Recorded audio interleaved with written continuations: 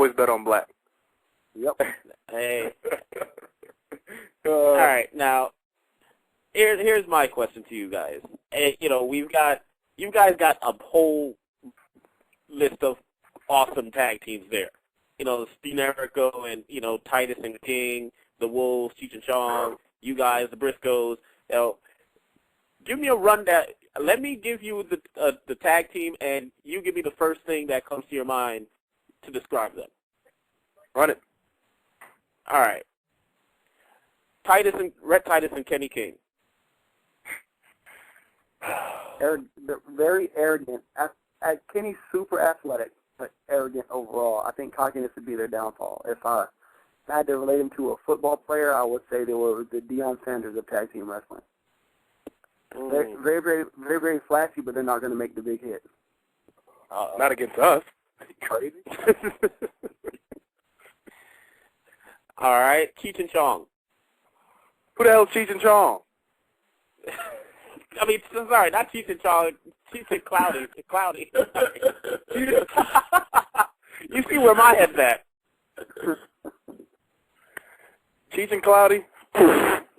That's the word that comes to mind when you say their name. They don't measure up to us. Steve Jericho? Not friends at all. I've never seen two guys dislike each other so much and have so much success. The Briscoes. Competition. Competition. Closest thing to us that they're going to get. Those guys are on the same level we're at, where Jay can look at Mark and Mark knows what Jay's thinking most of the time. But their thing is that Mark tends to get a little flip happy and jump onto the floor where nobody's at. But hard hitting, smash mouth, and they won't back down. So I can appreciate that, but at the same time, you're not going to go toe-to-toe with us and still be standing after 10 minutes. That's how we like it. We like it like that. It's more of an accomplishment when we smash their heads. Mm-hmm. All right, who else I got? The Young Bucks. Lucky. 2K9. Very lucky. Very lucky. Lucky. The American Wolves. They're very, I don't know what the word is. They're kind of like, you know how like you're, like, say you're at the club and there's that one dude that wants to fight, but you generally get punched in the side of the head. Like that one dude that wants to sneak you because they have to get some kind of advantage on you. It's similar to that. They're both very tough guys. Shout out to Eddie Edwards with the broken arm or whatever, but it's like you have to corner them to get them to fight. For the most part, they do a whole bunch of talking before they back it up. Exactly. Right. Now, when it comes down time to it, I have to give them credit where credit is due. They hold their own, but once again, we haven't got a match with them. So, I mean, they got to be, a couple of the toughest guys.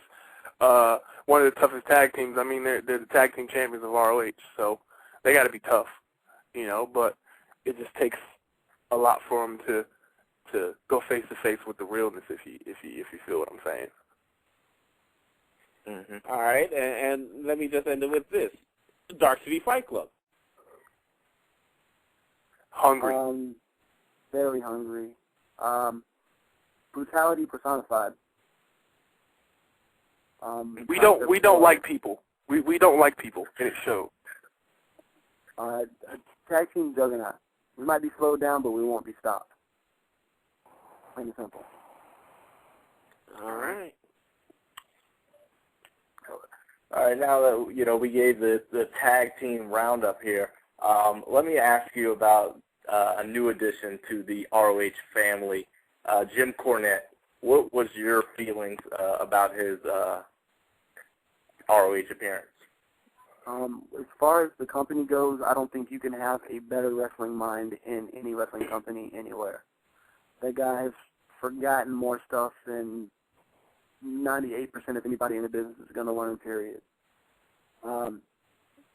plenty of experience, and he knows the stuff about tag teams. Exactly. So, I mean, if we could sit him down, we could probably pick his brains and All right. maybe get him like one of them 10 tracks to bang on somebody's head. He definitely came to the right company. You know, with his knowledge of tag teams and tag team wrestling and tag team psychology, he definitely came to the right company. Okay. I think he was being wasted at TNA. Very much so. That's right, I said it. Would you say that about a lot of people in the other two companies? I think that I would say that some guys are being underutilized, and I would say that some guys are being very overutilized. Yeah. I think that if you're old enough to retire, for the most part, you should probably stick to out of the ring roles. Call it a day. Any names, or are we not going to go that route? I'm not really going to throw out any names. I think it's kind of obvious to anybody who watches it. I mean, if you're sitting at home, if you're sitting at home and a match comes on and you realize that you need to get up and use the restroom, or you flip to the game, you know, it kind of gives you your own answer to that. Or if you're watching a match and it takes either one of the wrestlers or tag teams 30 minutes to get to the ring, and then 15 minutes to get up the steps. I think it's becoming more obvious. Yeah, and then 15 minutes to get up the steps, and another 15 to run the ropes. It's about time to call it a day. The Miz isn't that old. Leave the Miz alone.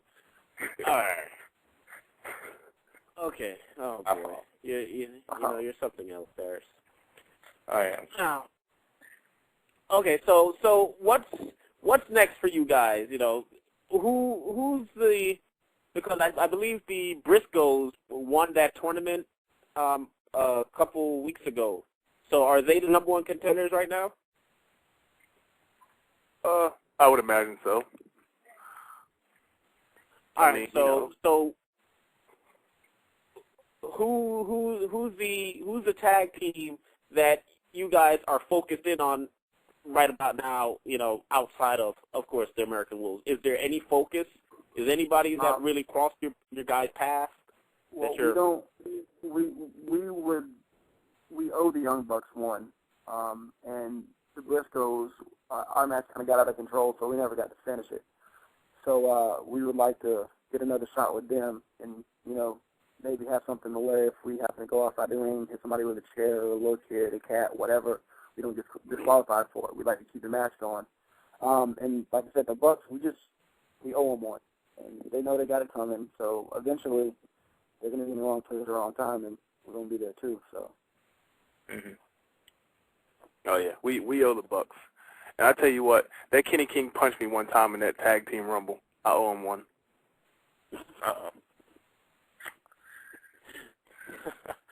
All right, you guys see you're always so intense, but okay, in the back in the locker room, what do you guys listen to music or watch movies before you go out to the ring to pump you guys up, or you just naturally angry? I pace the locker room, and I wait till the chance to get in the locker room while listening to music. Yeah, I wait for my chance to. What am I listening to? I listen to everything. I listen to a broad array of music. I listen to everything from Wu-Tang Clan to Lamb of God. Don't matter to me. If it sounds good and it's angry music, I listen to it. I pretty much just stand by the curtain and wait for a reason to see something that I don't like.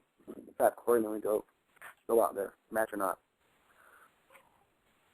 I'm sure you guys have seen a couple things on. You guys seen a couple things on TV where we've shown up in the middle of matches or shown up at the end. I mean, we were told that we couldn't be in the building until it was almost our time, so we went in through the front door. Because that's just the kind of thing that we do. We don't need doctors to tell us that we can go wrestle or can't go wrestle. We don't need that crap. I feel it. Now you've got the Ring of Honor tapings, and in Philly, I believe. What is it? Is it tomorrow and